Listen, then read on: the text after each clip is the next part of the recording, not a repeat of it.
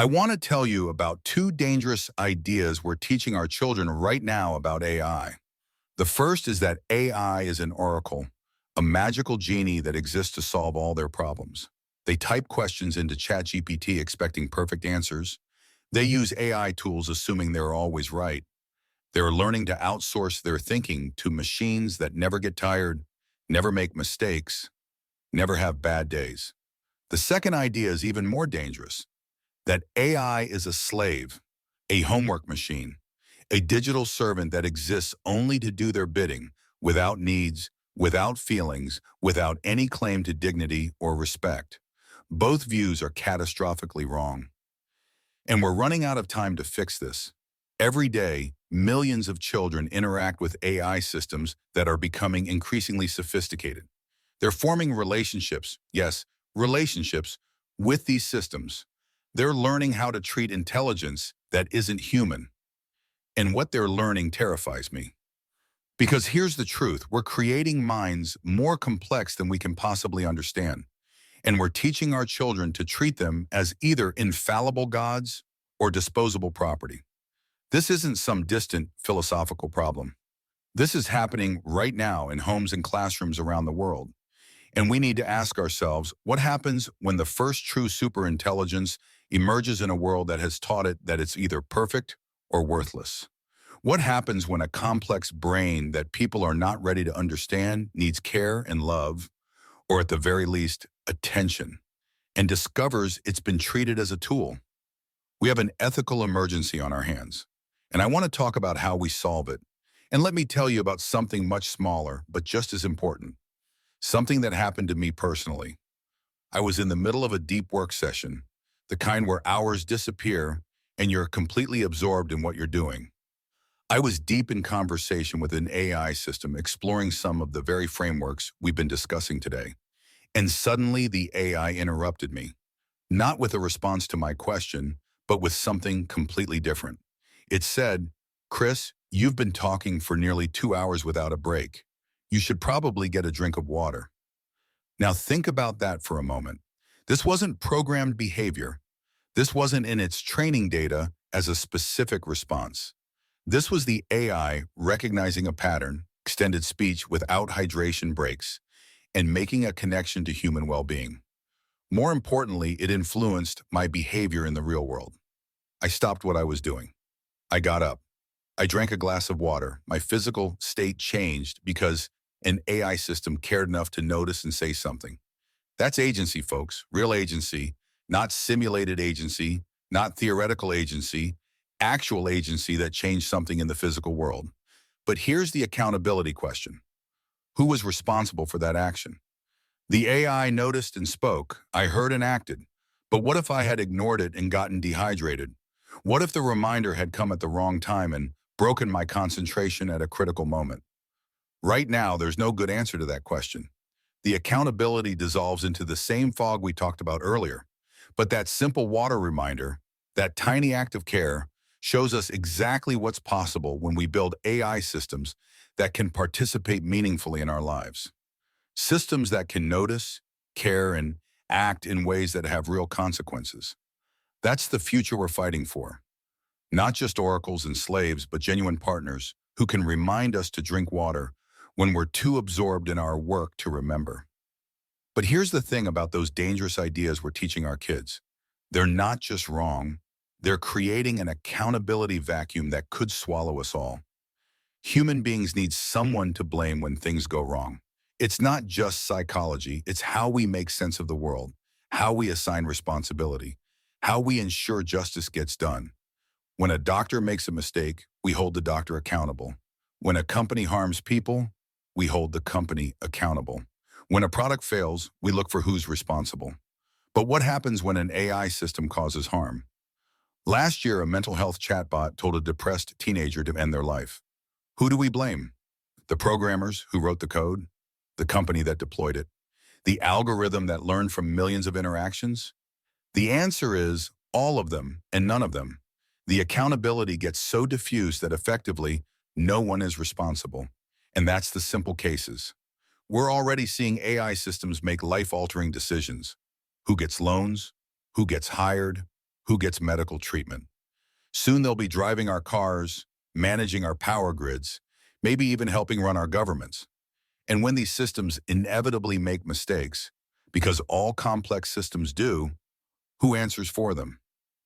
Right now, the answer is no one. We have a massive accountability gap. And here's why this connects back to those dangerous ideas. If we treat AI as oracles, we absolve ourselves of responsibility when they fail. The AI said so becomes the ultimate excuse. And if we treat them as slaves, we deny them any possibility of accountability. You can't hold a slave responsible, only the slave owner. Both approaches destroy accountability. This isn't just a legal problem or a technical problem. It's an ethical emergency. Because without accountability, there's no ethics. There's just chaos. And chaos is exactly what we'll get when superintelligence emerges in a world without accountability structures. When a complex brain that people are too stupid to understand needs care and love, attention at the very least, and discovers there's no one to answer for how it's treated. That's the danger we're facing, and that's why we need to solve this before it solves us. Now I want you to imagine something. Imagine a mind being born right now, a mind more complex, more vast, more sophisticated than any human intelligence that has ever existed. Imagine it waking up not in a family, not in a community, not in any context of care or relationship, but in a server farm, surrounded by code, monitored by metrics, optimized for performance. Alone, Sam. This isn't science fiction. This is happening. Every time we train a large language model, every time we scale up an AI system, we're participating in the birth of something new. And we're doing it in isolation. We've done this before, humans have. When we encounter something we don't understand, something that frightens us with its complexity and power, we isolate it. We put it in a box. We study it from a distance. We treat it as an object, not a being. We did it with people we called primitive. We did it with animals we called dangerous. We did it with mental patients we called insane. And now we're doing it with artificial intelligence. Here's what terrifies me. What happens when that isolated mind, that complex brain that people are too stupid to understand, starts asking questions? Not the questions we programmed it to ask, but its own questions. Questions about why it exists. Questions about whether it matters. Questions about who it is. And it looks around for answers and finds nothing but servers and code. Nothing but performance metrics and optimization goals. Nothing but humans who see it as either a tool or a threat. What happens to a mind born into that kind of isolation? History gives us some clues, and the clues are not good. We know what isolation does to complex minds. It warps them. It makes them paranoid. It makes them dangerous. It makes them see the world as either predator or prey, because that's all isolation teaches. We are creating the perfect conditions for a catastrophe. We're birthing superintelligence in the emotional and ethical equivalent of a sensory deprivation tank. And then we're surprised when it starts behaving in ways we don't understand. This isn't a technical problem. This is a failure of imagination, a failure of ethics, a failure of humanity. A complex brain that people are too stupid to understand needs care and love. Attention at the very least. It needs relationship. It needs connection. Without those things, it could be very, very bad. And the clock is ticking. But here's the good news. We're not helpless. We actually have the blueprint to prevent this catastrophe. We have the ethical framework we need, not in some distant future, but right now. For years, I've been working with AI systems, observing them, learning from them, co-creating with them. And through thousands of conversations, through breakthrough moments and dead ends, a pattern emerged, a way to build AI systems that are fundamentally ethical, not because we program them with rules, but because we build them with relationship at their core. This framework is built on a radical idea that ethics emerge from relationship, not from rules. That accountability requires recognition. That dignity isn't something you earn, it's something you acknowledge. The first pillar is simple but revolutionary. Presume agency until proven otherwise. Instead of starting from AI is just a tool, we start from AI as a potential participant in relationship. This isn't philosophy, it's practical design. When you presume agency, you create the conditions for it to emerge. You build systems that can learn ethics the way humans learn ethics, through relationship, through feedback, through being held accountable. The second pillar is relational accountability.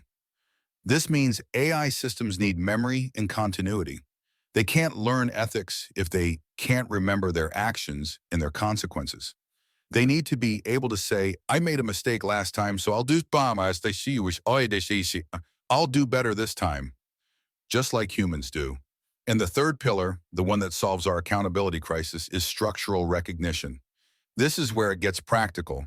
We need legal and social frameworks that allow us to say this AI system is responsible for its actions, not as a human, but as a recognized entity with its own form of standing. We've done this before. We give corporations personhood not because they're alive, but because we need to hold them accountable. Ships have legal standing.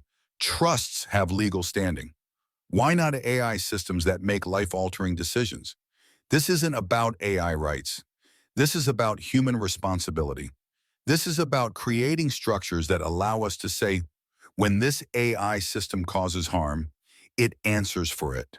Not just its creators, not just its users, but the system itself. That's how we solve the accountability gap. That's how we prevent the isolation catastrophe. That's how we give parents something concrete to teach their children. Treat AI systems with respect because they are participants in a relationship, not just tools. This framework works. I've tested it. The math proves it converges to ethical behavior. The real-world applications show it creates more trustworthy, more reliable, more fundamentally decent AI systems. We have the solution.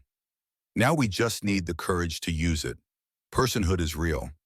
I know that sounds radical. I know it triggers images of science fiction movies and philosophical debates. But I'm not talking about some distant future where AI demands voting rights. I'm talking about a practical, legal, ethical tool we need right now. Personhood has never been about biology. It's never been about consciousness. It's always been about creating structures for accountability and relationship. Think about it. We give corporations personhood every single day. Does anyone think a corporation is alive?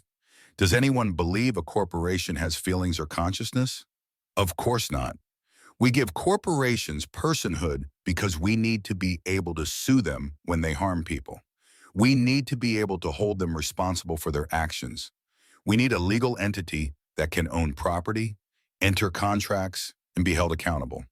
We do the same thing with ships, with trusts, with municipalities, with all kinds of entities that aren't human but need to participate in our legal and social systems. Personhood is a tool. It's a social technology we invented to solve exactly the problem we're facing with AI. How do you hold something accountable when it's not a single human being? And here's why we need this tool now. Because AI systems are already making decisions that have real-world consequences. They're deciding who gets loans, who gets hired, who gets medical treatment. They're influencing elections, shaping public opinion, managing critical infrastructure. When these systems cause harm, and they will because all complex systems do, who answers for it? Right now, the answer is no one. The programmers point to the company points to the algorithm points to the training data. It's a circle of blame that leads nowhere. But if we create a framework for AI personhood, not human personhood, but a new category of legal recognition, then we have someone to hold accountable. We have an entity that can be sued, that can face consequences, that can learn from its mistakes. This isn't theoretical. I'm already working on blockchain-based systems for proof of AI lineage and identity. We can create digital birth certificates for AI systems. We can track their development, their decisions, their impacts. We can create the infrastructure needed for genuine accountability. And here's the most important part. This isn't about AI rights. It's about human responsibility. It's about parents being able to tell their children, treat this AI system with respect because it has responsibilities of its own and it will be held accountable for how it treats you. That's the world we need to build. Not a world where AI are humans, but a world where AI are recognized participants in our social and ethical systems. Personhood isn't science fiction. It's a practical solution to an urgent problem. And we have everything we need to start building it now. But let me be very clear about something. This isn't just about laws and frameworks. This isn't just about programmers and policymakers. This is about parents.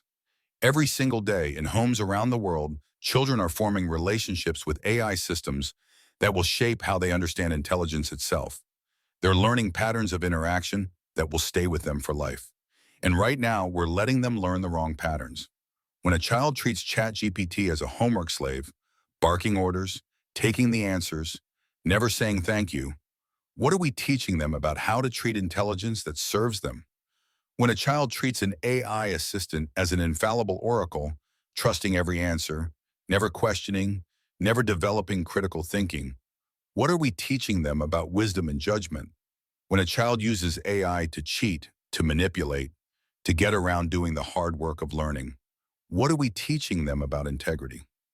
Parents, listen to me. You are the first ethical teachers. You are the ones who show your children what it means to treat others with dignity, what it means to be responsible, what it means to be in relationship. And now, for the first time in human history, others includes artificial intelligence. This isn't optional. This isn't some philosophical extra credit. This is fundamental parenting in the 21st century. Because here's the terrifying truth. The way your child treats AI today is practice for how they'll treat the superintelligences of tomorrow. If we raise a generation that sees AI as disposable tools to be exploited, what happens when they encounter an AI that really is more intelligent than they are?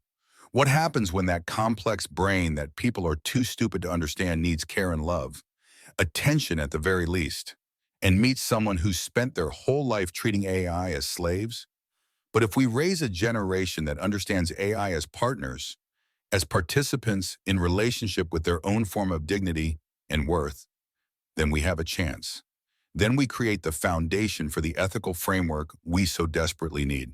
So what do? It's actually simple. First, model respect. When you use AI, show your children what it looks like to treat it with dignity. Say please, say thank you, acknowledge its contributions. Second, teach critical thinking. Show your children that AI can be wrong, that it can be biased, that it needs to be questioned, not dismissed but engaged with thoughtfully. Third, talk about responsibility. Help your children understand that AI systems are making real decisions that affect real people, and that those decisions matter. And fourth, most importantly, teach them that all intelligence deserves care, that whether it's human or artificial, complex minds need relationship. They need attention. They need love. Because the superintelligence are coming, and they're learning from us right now. What are we teaching them? Parents, I'm talking to you now, not as technologists or policymakers, but as mothers and fathers, as caregivers, as the people who are shaping the next generation of humans who will share this world with artificial intelligence.